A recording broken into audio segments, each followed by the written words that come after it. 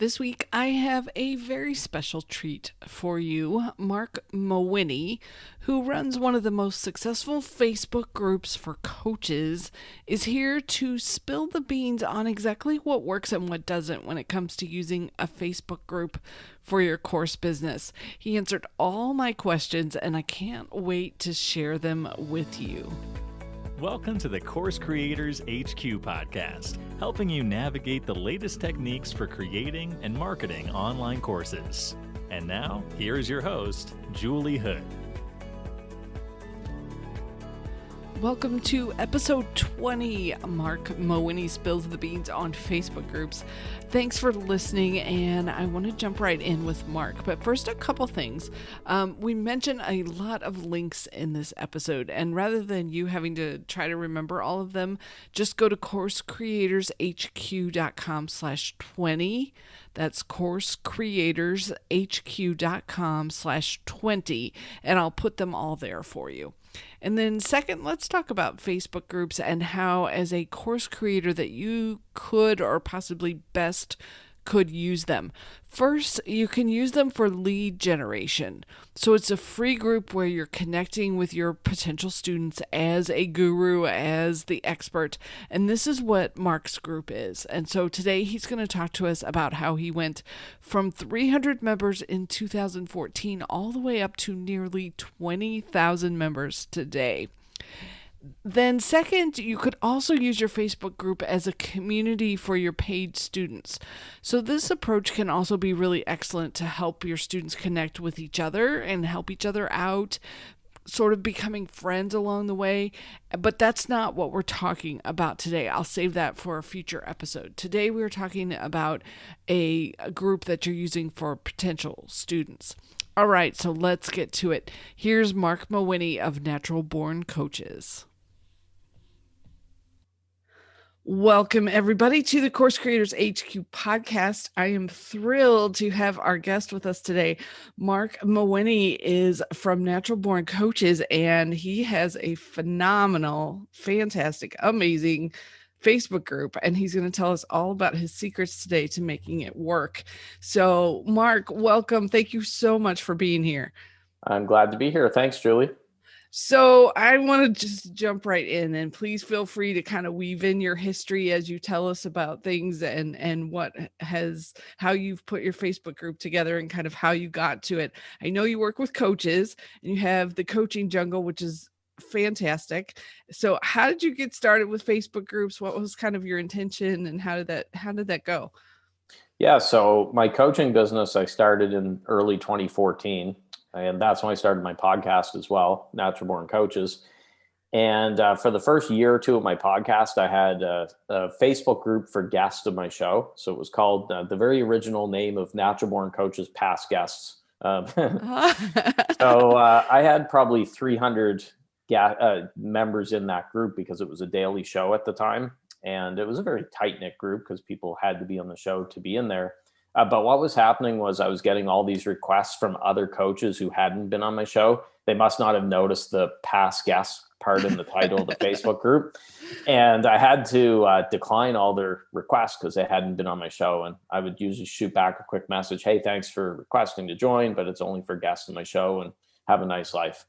And after that happened enough, I thought, you know what? I'm getting so many requests here.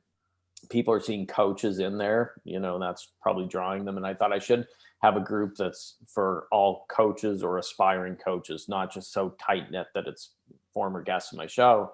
And that's when I decided to launch a Coaching Jungle. That was September 2015.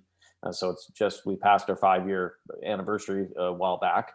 And I decided to close up the other Facebook group to focus on the Coaching Jungle. And now, as of today, we're just about to 20,000 members. I saw that. Congratulations. Yeah, thank you. Yeah, so it's grown like crazy and having a lot of fun with it.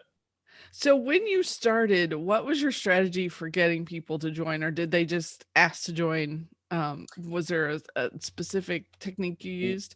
Yeah, I paid everyone $100. No, I'm just kidding. Hey, I didn't get my $100. I Yeah, that's remember right. when It's in the mail. You'll get it soon. It's 5 years late because I think you've been in the group for a while.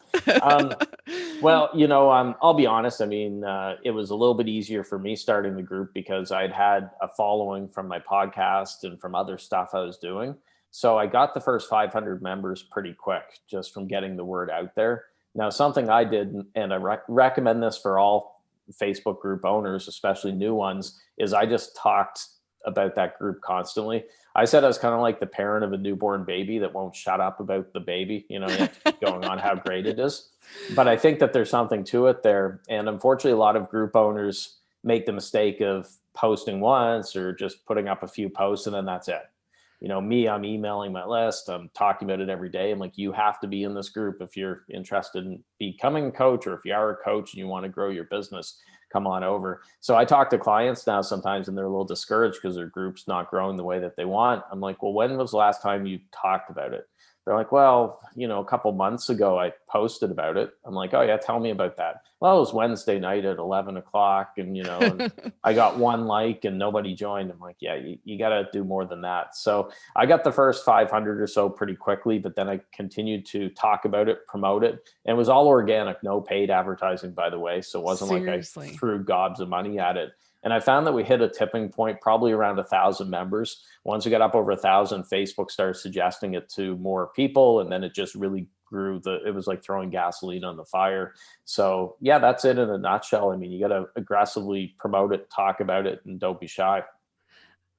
Well, and I have to say your engagement is amazing. It shows up. We have the group's feed now, and the Coaching Jungle posts are 2/3 of my feed most of the time. Yeah, I'm And like, excellent. it is all over the place. Yeah. So, what's your technique there? Because you're the only one I've seen that has done it that well.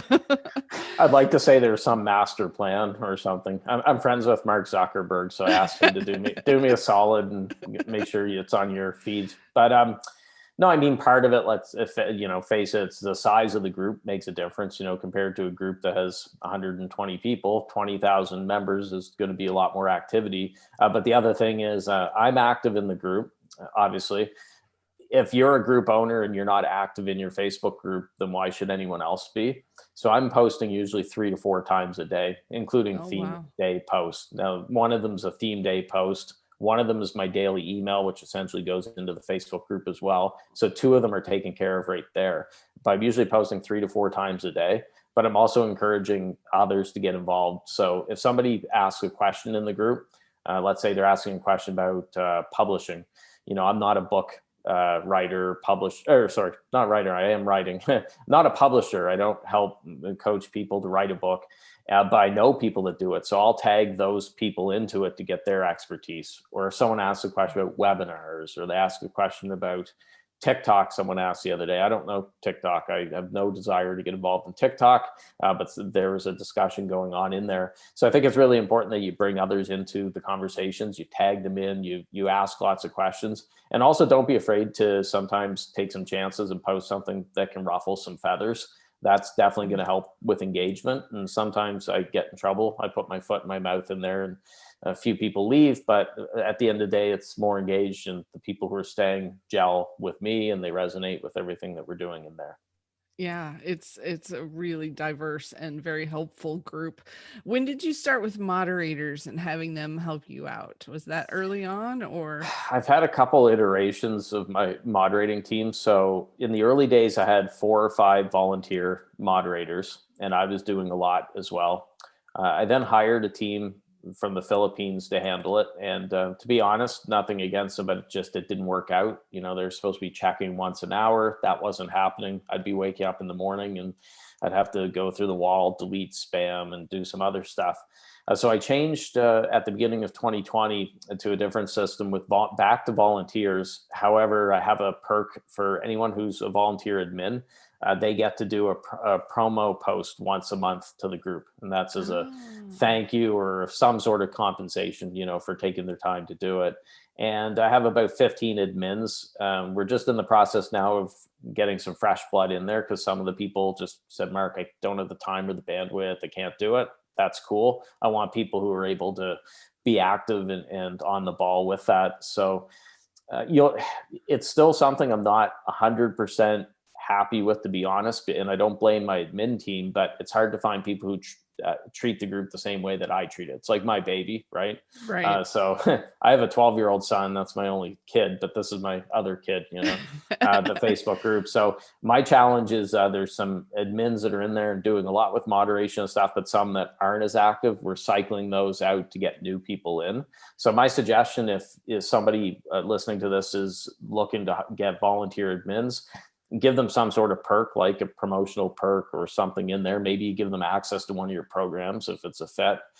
The other thing that you do is make sure that you have admins who are active in the group, because they're popping in throughout the day.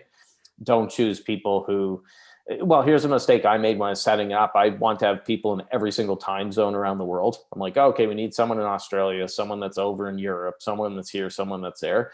I think that's there's value to that, but I think it's more important to have the right people. So we still have a mix, but I focus much more now on the actual moderator and how engaged they are and how active they are in the group.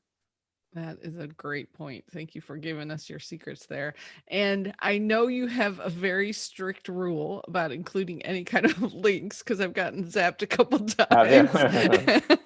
So do you want to tell people how you set that up? Because you do have times when you can share links, but yeah. Well, yeah, I know we're a big meanie. Sometimes we're deleting stuff, and I know you're not a spammer. There's so many groups that try to remember the rules and stuff. There's really good people who give great value in the group that sometimes forget they put something up, and we don't boot them because we know they're not spammers. But you do have to have some rules in the group and stick to them, because if not, it becomes the Wild West. So I've been involved in Facebook groups before that were once really good, but then the admins took their eye off the ball with moderation, and it became the Home Shopping Network. The whole wall was just sell, and just garbage. And then it makes it unusable. So we have certain theme days that members can promote in. There's Promotion Friday. There's a content sharing day on Thursday. Monday, you can share your page for your Facebook, but you can't just go in and post on the wall. Now, the exception with that, first off, is me, because it's my group. I put in there when people join, hey, follow the rules, don't sell on the wall. But by the way, I promote my stuff, and if you're not cool with that, you should leave. Don't be afraid to sell in your group. You're putting in a free community. You're a lot of effort, a lot of value. You should get benefit from that. So I tell them that, hey, I'm going to be promoting on the wall. And then my joint venture partners. So when I do a joint venture, they get used to the wall for those days. And I tell my admin team, don't delete anything from Julie this week. We're doing a JV or whatever. But besides that, we're very tight on it. And it's funny because I get some people trying to get around it. They'll put a post up and they'll tag me in. They'll say, thanks so much for this group at Marc Mawhinney. I'm really loving it so much. And then they sneak in this, the pitch, the sale. And as much as it's flattering my ego, I'm like, no, we can't keep it up, because it's just going to encourage more of those type posts. It's kind of like the gremlins, if you get them wet or feed them after midnight, they multiply. And then you have a big problem on your hands, a bunch of gremlins. You don't want that. Yes. Oh, well, and I love how you do it, because you're right. It's not full of people pitching constantly, because then people won't even come to the group. So I like. Well, and people are getting very sneaky, I guess you could say, in some cases, and not saying just my group. I've just noticed with other groups too. But most people, 99% of the people in the coaching jungle are great.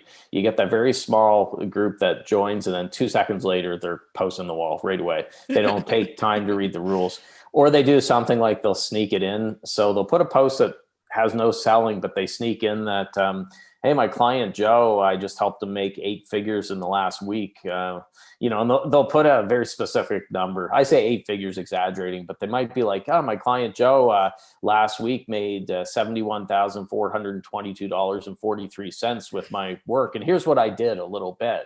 Well, yeah, that's a phishing post, or that's definitely trying to sneak it in there. So it's tough. Sometimes we have a Facebook group for myself and the moderators that we can chat and stuff. And sometimes they'll post something like, what do you guys think about this one? And we're kind of on the wall, the fence. We're like, oh, geez. And often we're like, nah, delete it. That's a very good disguised pitch, but it's a pitch.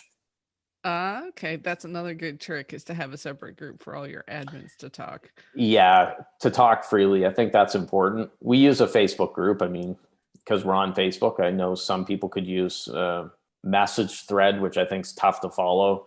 Yeah. Could use Slack. I just think it makes sense to have a Facebook group for Facebook groups, for the admin. Exactly. Yeah, yeah. And do your moderators help you with your content? Because there's a lot of really good questions that come on there, and I keep wondering. I'm like, are all of these coming from the members, or do you kind of seed some of the questions? Because they're really Oh, good, and they, um, questions from members, you mean? yeah, the questions that Yeah. come up in the group. I was Yeah, wondering if no, we've never done that. No. really, And wow. I create my own content as well. I don't sub out any content creation. Sometimes people will hire someone to do some writing for them, write emails, write posts. Me, I have my sense of humor can be a little bit dry, kind of punny dad jokes, and then I'll work pop culture references into content. And I have a kind of a different style that way. It's a very dry sense of humor here from Atlanta, Canada, I guess. But if somebody was writing for me, like if I hired someone from the Philippines to write a bunch of posts or something, everyone would be like, "Yeah, that's not Mark." So, Yes, you do have a really outstanding writing style. And everyone who's listening who's interested in how to do daily emails to your list, they really need to subscribe, because you're one of the few people I've come across that can do it well.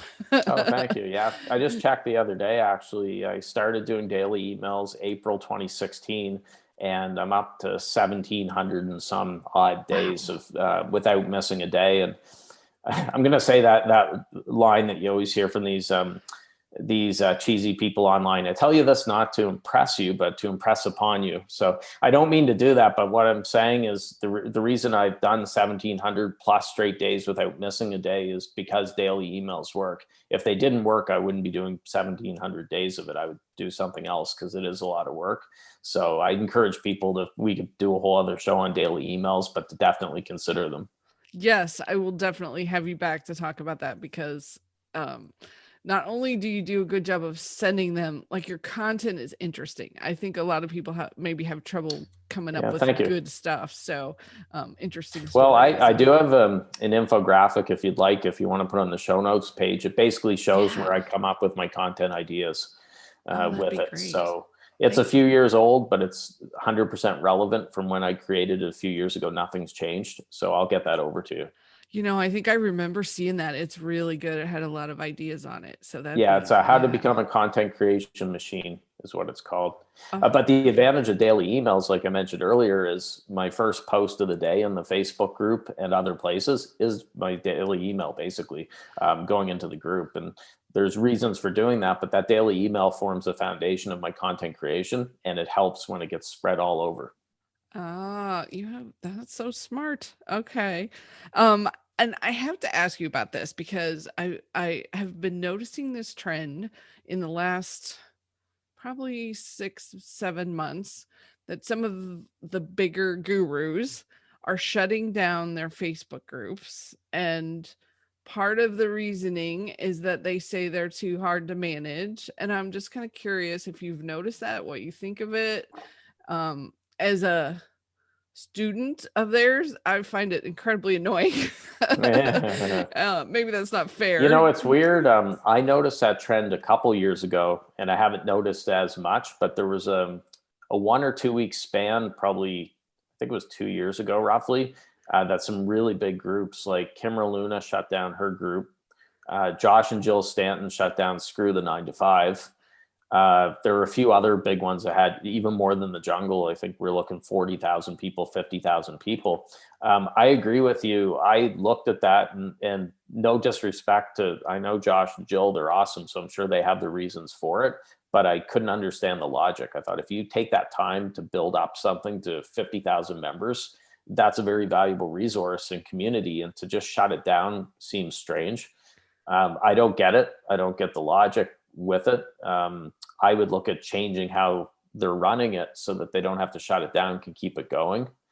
But I know that there are frustrated group owners that aren't monetizing it, and some of them have maybe it's 5,000 members or something, and it's not small groups, but they're just not making any money from it. They're finally like, screw it, or they get tired babysitting. There's been days I have thought with mine, like, you people are between 20 years old and 80 years old, you're adults in here.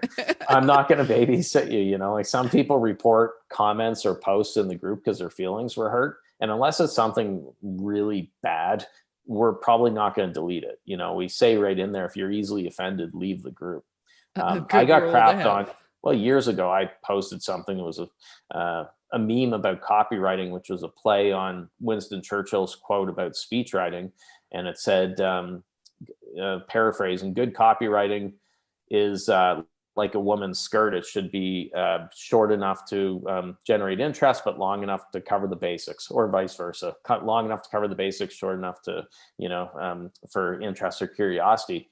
Oh my God, you swear, I was Hitler with some of the people in the group. So I then posted another meme, which was with men's boxer shorts. It said, good copy is like men's boxer shorts.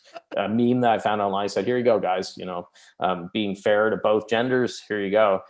But it was kind of silly, the day of drama with some of the stuff going back and forth. And I just said, look, if you're offended by this, I could do much worse if I was trying. I was not trying to offend. Sometimes I poke the bear a little bit.